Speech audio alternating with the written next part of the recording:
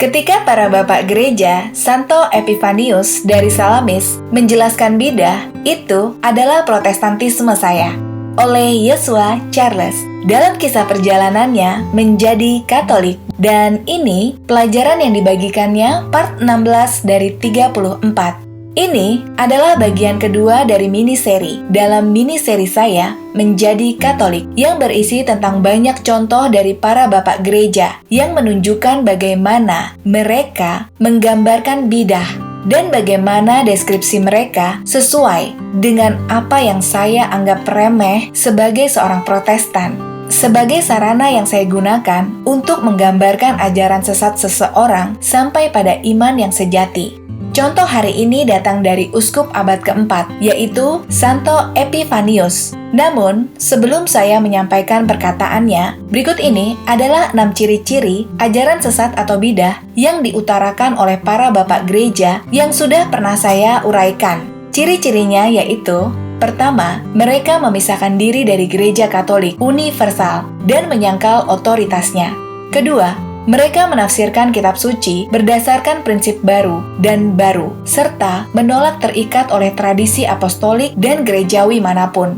Ketiga, berdasarkan prinsip baru ini, mereka menyusun seperangkat kepercayaan baru yang dengannya mereka membentuk sekte mereka sendiri, yang secara keliru mereka klaim sebagai Kristen dan iman yang benar dalam tanda kutip.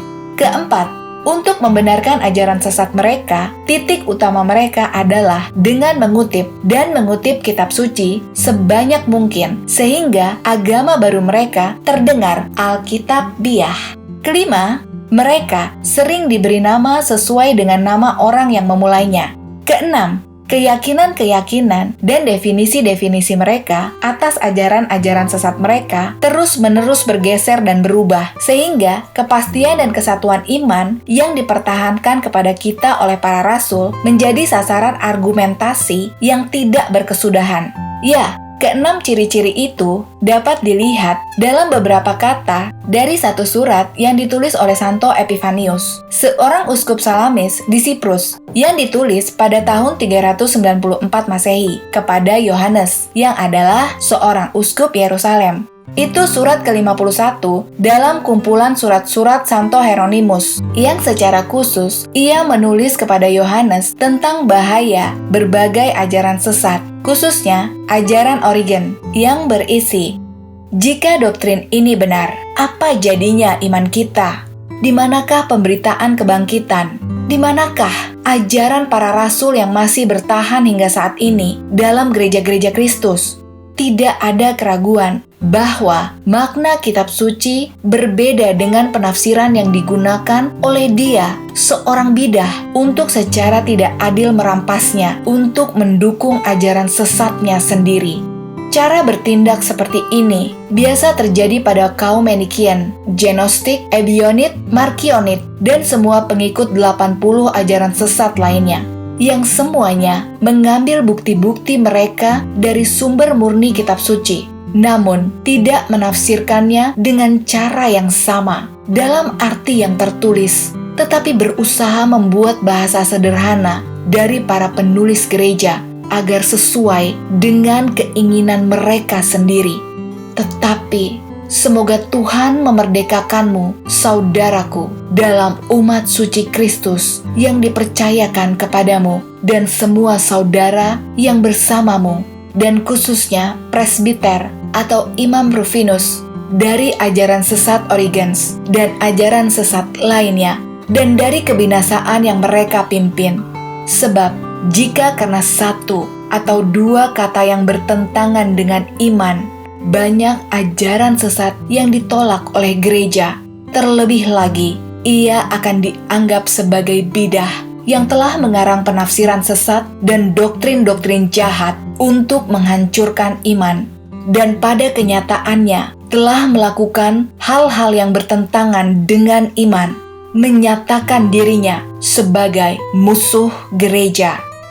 Dalam beberapa kata yang hanya diambil dari satu surat ini, Santo Epifanius menyinggung masing-masing dari 6 ciri bidah yang diuraikan di atas.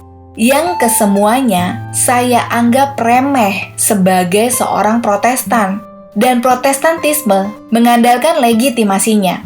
Pertama, masing-masing ajaran sesat yang ia jelaskan telah memisahkan diri dari Gereja Katolik dan menolak definisi ajaran sesat yang diumumkan oleh otoritas gereja, baik oleh paus, uskup, atau konsili seperti Nisea. Kedua, ia mengacu pada pengajaran iman yang berkelanjutan sejak zaman para rasul dan fakta bahwa para bidah menawarkan ajaran baru yang belum pernah didengar sebelumnya.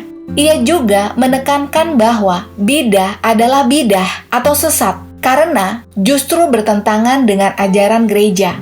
Ketiga, ajaran baru ini memberikan masukan bagi penafsiran para bidah terhadap kitab suci, sehingga menyebabkan salah tafsir. Keempat, para bidah terus-menerus mengutip kitab suci untuk membuat ajaran sesat mereka tampak seperti Alkitabiah dan Kristen dalam tanda kutip. Kelima, semua ajaran sesat yang ia uraikan diberi nama sesuai dengan nama masing-masing orang yang mendirikannya. Apakah Origenisme, Arianisme, Manikeisme, dan lain-lain. Gnostisisme adalah sekeranjang ajaran sesat yang masing-masing diberi nama menurut pendirinya. Keenam, karena masing-masing ajaran sesat ini mempunyai ciri-ciri yang disebutkan di atas tadi, maka tidak satu pun dari ajaran tersebut yang sampai pada kesimpulan yang pasti tentang iman. Namun, terus-menerus bergeser dan berubah bentuk yang tidak dapat dilakukan oleh satu iman yang benar. Mengingat bahwa ajaran tersebut diwahyukan oleh Tuhan sendiri.